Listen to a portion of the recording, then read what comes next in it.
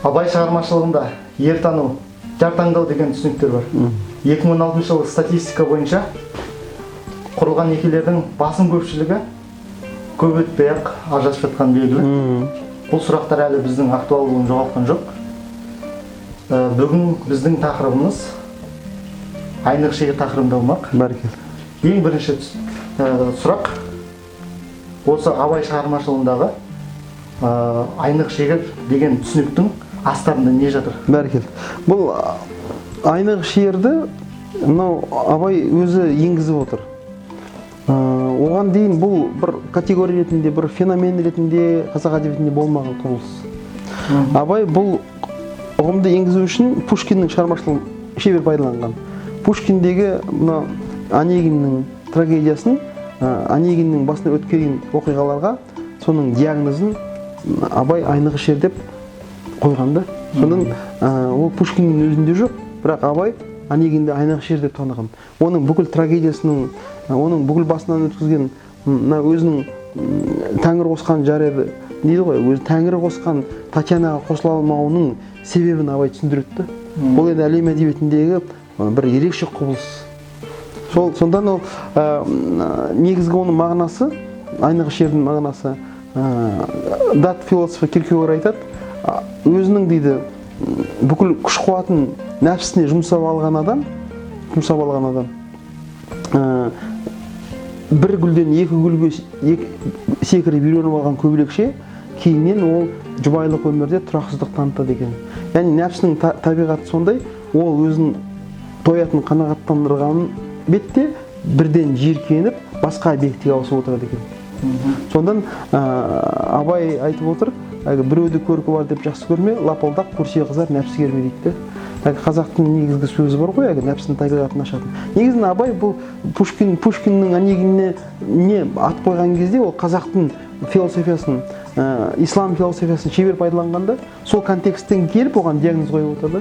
Ол бізде бұрыннан бар, сала берме көзінде әр жақсыға бәрі жақсы көрінер алғашқыда дейді. Бұл нәпсінің табиғатын айтады. Немесе қазақ айтады, біреудің қатыны біреуге қыздай көрінеді дейді сөзі.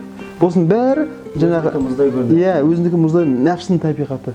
Немесе ауылдаған ауыз сасық дейді, ол да нәпсінің табиғаты. Шынымен де ол ауыз сасық болмауы мүмкін, бірақ күнде көріп жүргеннен кейін, яғни қазақта бір мақал бар ғой, халқыма қадірім жоқ, бетімді көреді, қатыныма қадірім жоқ, етімді көреді дейді. Осының бәрі нәпсінің табиғаты. Осыған қарағанда Онегиннің трагедиясы ол өзінің энергиясын шашып алған, өзі рухани жұтаңдыққа ұшыраған жігіт, өзі оқу соқты болып, жаңағыдай өмірдің қызығынан әбден жиіркеніп деревняға тығылғанда, Құдай қосқан жары Татьянаны кездестірген кезде, соған үйрене алмай қалып, неге мен саған үйрене алмаймын, неге мен саған жар бола алмаймын дегенде, ол өзінің неге айнық шегірге айналғандығы туралы айтады. Міне соны Абай шебер тілмен жеткізген.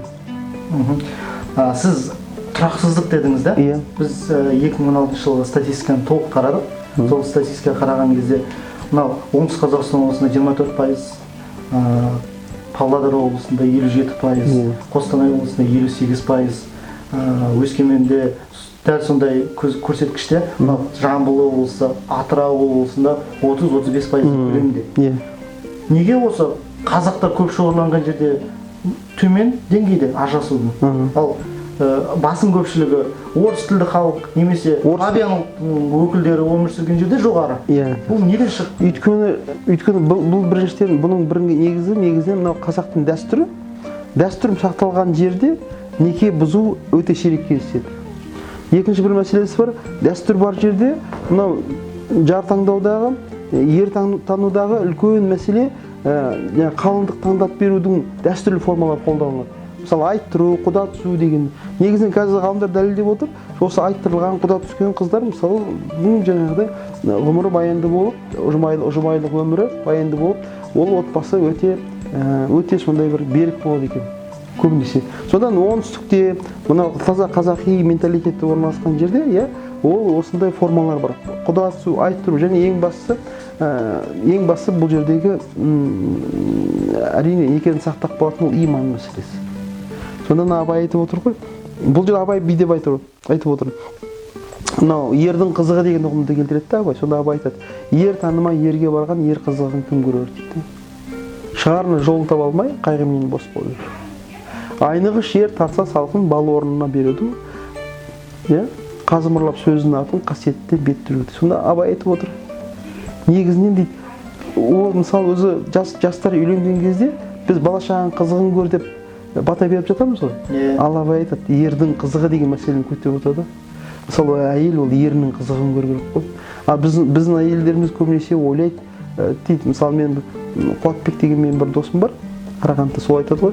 Ол мысалы қазіргі кездегі әйелдердің дейді ерінің қызығын көру материалдық тұрғыдан ғана есептеледі дейді. Ақша тапса, сол ақшаны жұмсаса деген сияқты. Ал бұл жерде Абай ер деп рухани рухты айтып отыр. Сол ер тану ілімі дегеніміз сол мына ерді кебенек ішінен таниды ғой қазақ. Кебенек деген киімі ғой. Сол ішінен таныған әйел ғана, сонда ерге шыққан адам ғана бақытты болады деп Абай айтып отыр. Сондан ер тану ілімі деген үлкен ілім. Сондан ол бірақ ол көп қыздар ол ерді тани алмай қалады. Неге? Өйткені ерді тану үшін ол қыздың парасат көзі, жүрек көзі, ақыл көзі ашық болу керек. Сол кезде ғана ол бақытты болады. Сонда ердің қызығы дегеніміз былайша айтқан кезде бал сұраса береді дегенде бал деген рухани азықты айтып отыр. Негізінен әйел адам өзінің ерінен рухани азық алып отыру керек. Жер күннен қалай энергия алса, әйел еркегінен сонда рухани азық ал. Оны Абай балға теңеп отыр да. Сонда айнығыш ер татса салқын бал орнына береді дейді. Бірақ адамның қасиетін жаңағы жан дүниесін қарайтын болсақ, адам бір уақытта бірнеше адам жақсы көруі мүмкін емес. Бірнеше адамды, қыз баланы.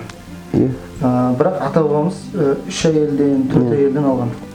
Оны қалай түсіндіресіз? Ол енді қазақта ол мәселе былай дейді. Ол ана әйел адам бірінші бәйбішесі өзі баладан тоқтағаннан кейін, немесе бала туылмай қалса, негізі бәйбішелер өз еркімен өздері алып берген. Өзінің жаңағы бір жақсы, лайықты адамдарын. Сонда қазақ айтады, бұл би деп айтады қазақ. Бірақ компенсация деген болады. Әр нәрсенің төлеуі бар, өтеуі бар. Сонда қазақ айтады, бәйбішеге малын береді, тоқалға жанын береді дейді. Сондықтан жаңағы бәйбіше сол тоқалға алып кеткен ерінің ықыласының төлемі ретінде ол мал алады. Сол реттеліп отқан. Өйткені ол кісі жаңа үлкейген кезде жаңағы ол оның өзінде баладан тоқтаған кезде, сарғарын бәйбіше болған кезде, ол бәйбіше өзі таңдап, ондай алып берген, ондай жағдайлар болған. Осы өскелең ұрпаққа айтатын 3 өсиетіңіз. Бірінші өсиетім, енді мен үлкен ақсақал емеспін, өсиет айтатын. Өсиетті аталарымыз айтады ғой, енді Абайдың өсиетін айтайық. Абай айтып отыр, кімді сүйсең таңдап тауып бірақ сүй дейді. Күнде асықтық, диваналық дейді. Сондан ер адамдар сол бір адамды таңдап тауып, соны бірақ сүю керек. Екінші Абайдың өсиеті, Абай айтады, қатының сүйсе сен де оны сүй, қоржаң суық келеді, сасықмайды. Егер мысалы Абай айтады, кім саған махаббат қылса дейді, махаббатқа махаббатпен жауап қайтару сенің қарызың. Үшіншісі, Абай айтып отыр ғой, негізі отбасында үйлесімге жету үшін Абай айтып отыр, ер ақылды, әйелі мінезді болса, бейне бір ай үстіндегі дейді. Сондан ерден, жаңағы еркектен талап етілетін қасиет Абай ақыл деп отыр, ал әйелден мінез дейді. Солай осы екі қасиет болса, ерде ақыл, әйелде мінез болса, онда ол үй жұмақтың үстіндегі үй болады дейді Абай. Міне бұл Абайдың өсиеті. Жақсы, рахмет аға. Жақсы, сізге.